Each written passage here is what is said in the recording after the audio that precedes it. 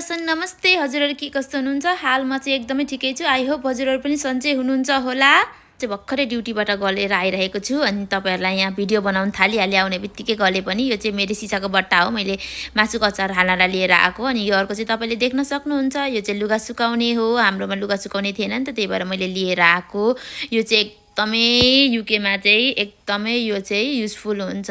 किनभने नेपालको जस्तो तारहरु हुँदैन नि त सुकाउने त्यही भएर यो चाहिँ एकदमै बेस्ट हुन्छ अनि मलाई एकदमै मन पनि पर्छ यो चाहिँ लुगा सुकाउनको लागि एकदमै पर्फेक्ट हुन्छ एकदमै राम्रो लाग्छ मलाई चाहिँ पर्सनली पनि हैन यहाँ तपाईले देख्न सक्नुहुन्छ यो चाहिँ मैले अफर प्राइसमा किनेको हो 22 पाउन्डको हो अहिले 18 पाउन्डमा किनेको हो अनि त्यसपछि यो सेट गरिसकेपछि चाहिँ यस्तो हुन्छ त्यसपछि मैले लुगाहरु वाशिङ मेसिनमा लगाउन थाले अनि त्यसपछि मैले वाशिङ मेसिन पनि अन गर्दिए यसलाई 40 डिग्रीमा लगाएर मैले यसलाई स्टार्ट गर्दिए तपाईहरु देख्न सक्नुहुन्छ मैले स्टार्ट गर्दिएको छु मैले यसलाई स्टार्ट गर्दिसकेपछि चाहिँ मैले यसलाई यतिकै छोड्दिए अब एकछिन पछाडी पानी झरे पछाडी यो आफै चल्न काम सकेपछि चाहिँ म चाहिँ अरु कामतिर लागि यो चाहिँ मेरो लुगा राख्ने एउटा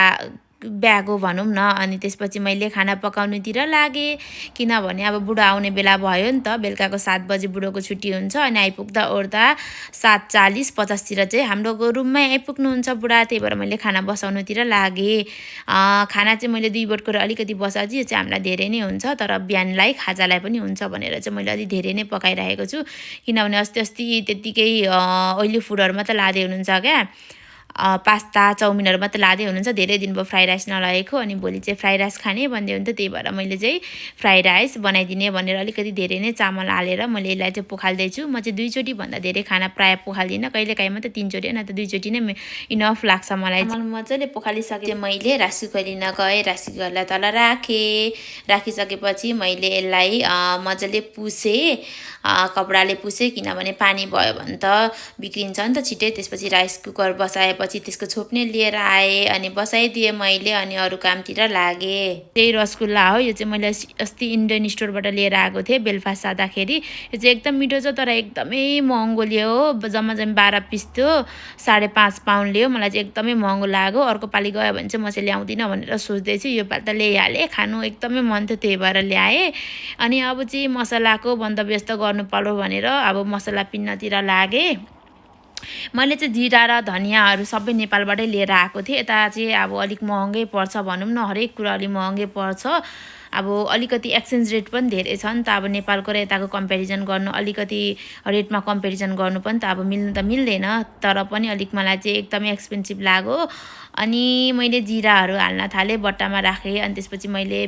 मिक्सरको सानो बट्टामा पनि मैले राखे अनि त्यसपछि त्यसलाई अब मिक्सर हान्छु भनेर मैले मिक्सर खोज्न गए त्यतिबेला मैले कोक भेटाए कोक पनि मैले एक गुटकी खाइहाले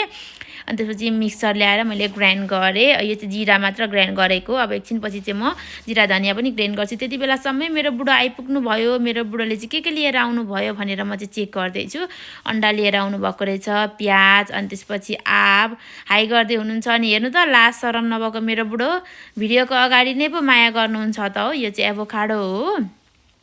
म चाहिँ सामानहरु देखाउँदै नाच्दै छु यो चाहिँ खोर्सानी अनि त्यसपछि तपाई देख्नुहुन्छ यो चाहिँ ससेस हो अनि अरु के ल्याउनु भएको छ हेरौँ है त यो चाहिँ आलु हो अन्तिममा चाहिँ आलु लिएर आउनु भएको छ आलु त थियो नै खै किन लिएर आउनु भएको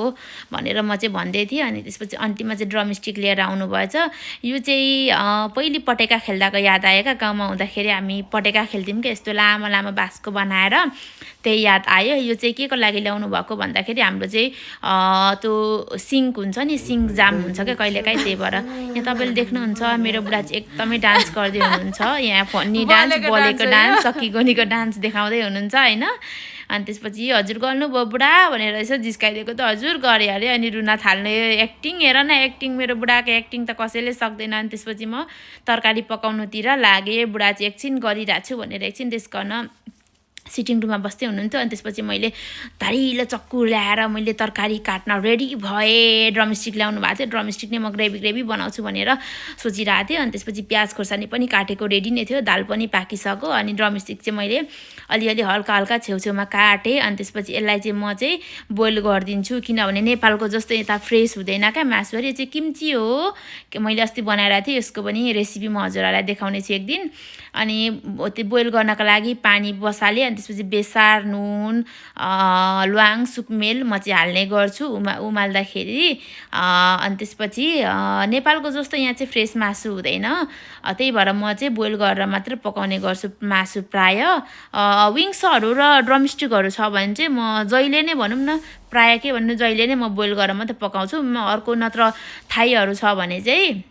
म डाइरेक्ट फ्राई गर्छु अनि बाँकी रहेको आधी मासु चाहिँ मैले यहाँ राखिदिएको छु किनभने मासु सबै पकाउँदा हामीलाई चाहिँ अलिक धेरै नै हुन्छ दुईजनालाई त्यही भएर मैले आधी मासु चाहिँ फ्रिजमा राखिदिएको छु त्यो चाहिँ भोलि ड्रमस्टिक बनाएर खाने भनेर मैले राखिराखेको छु अनि देख्न सक्नुहुन्छ बोइल भएपछि चाहिँ मैले उम्लिन थालेपछि चाहिँ यसमा मैले ड्रमस्टिक राखेको छु अनि हाफ बोइल भएपछि मैले यसलाई झिक्दिएको छु अनि झिक्दिएर यसलाई 5 मिनट जति छोडिदिनु पर्छ 5 मिनट पछाडि चाहिँ यसलाई फेरि डिप फ्राई गर्ने अनि त्यसपछि मैले तेल बसाएको छु अनि जिरा धनिया सबै रेडी छ अनि यसलाई मैले एकैचोटि पाकेको मात्र मैले तपाईहरुलाई भिडियो देखाइरहेको छु पकाएको पनि भिडियो बनायो भने चाहिँ लामो हुन्छ भनेर मैले बनाएन अनि यो चाहिँ हामीले हिजो 4 बेलुका राखिरहेको थियौँ नि लगेका रहेछन् त्यही भएर हामी चाहिँ भित्र हुल्दैछौँ अनि त्यसपछि खानातर्फ लाग्यौँ अनि